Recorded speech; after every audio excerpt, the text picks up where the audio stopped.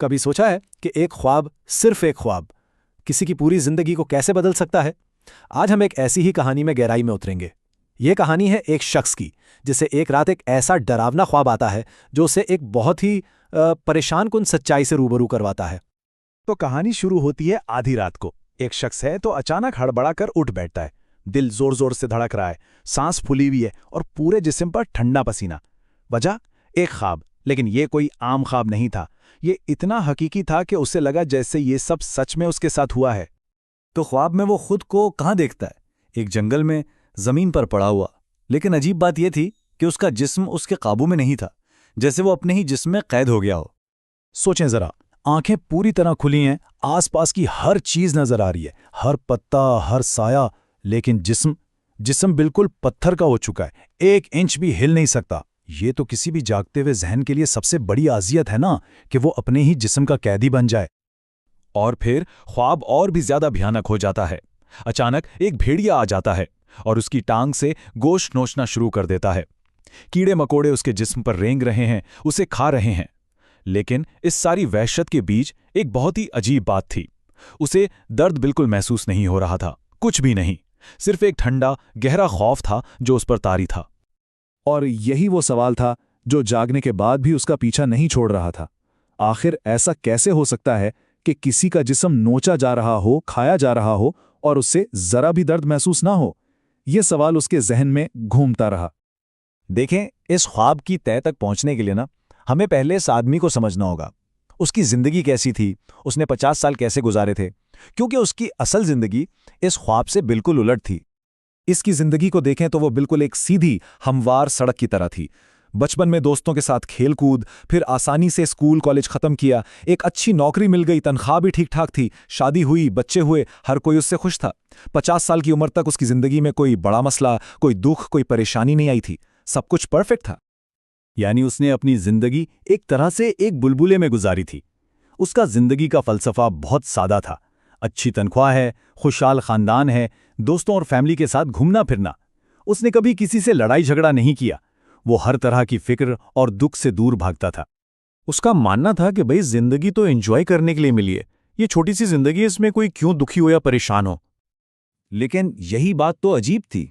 एक ऐसी जिंदगी जिसमें कोई दर्द नहीं था, और फिर एक ऐसा ख्वाब जिसमें जिस्म खाया जा रहा है मगर दर्द फिर भी नहीं है। इसी तजाद ने उसे इतना परेशान कर दिया कि वो उसका मतलब जानने के लिए बेचैन हो गया। वो ख्वाब इसके जहन से निकल ही नहीं रहा था।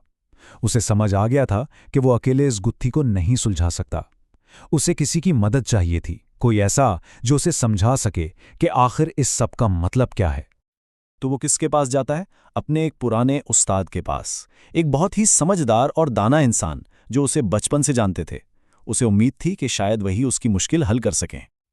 अच्छा, अब जब वो उस्ताद के पास पहुंचा और सारा माजरा सुनाया, तो उस्ताद ने फौरन कोई जवाब नहीं दिया, बल्कि उन्होंने उल्टा उससे कुछ सवाल पूछना शुरू किए। बहुत ही सादा से सवाल, लेकिन इन सवालों के पीछे एक बहुत गहरी सच्चाई छुपी थी। पहला सवाल क्या था? बहुत ही मामूली सा। उस्ताद ने पूछा, बेटा क्या तुम अखबार पढ़ते हो? फिर वो असल मुद्दे पर आए। उन्होंने पूछा, अच्छा तो जब तुम दुनिया भर की खबरें पढ़ते हो, किसी की तकलीफ के बारे में, किसी के दुख के बारे में, तो क्या तुम्हें कभी अफसोस होता है, कोई दुख महसूस होता है? उस्ताद ने बात को और वाज़ेह किया।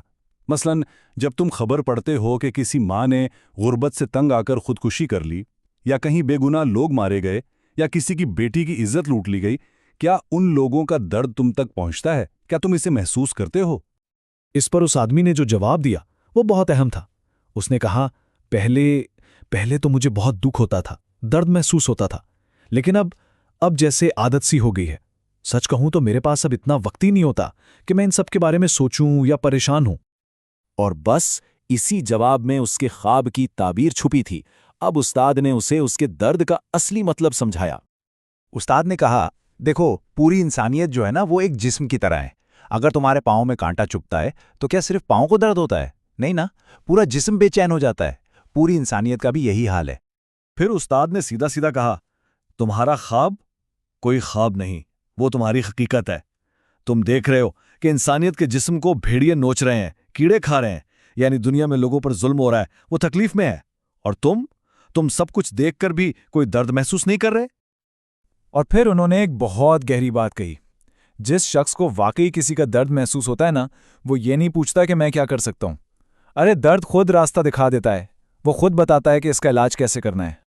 और आखिर में उस्ताद ने जो कहा वो इस कहानी का निचोड़ है।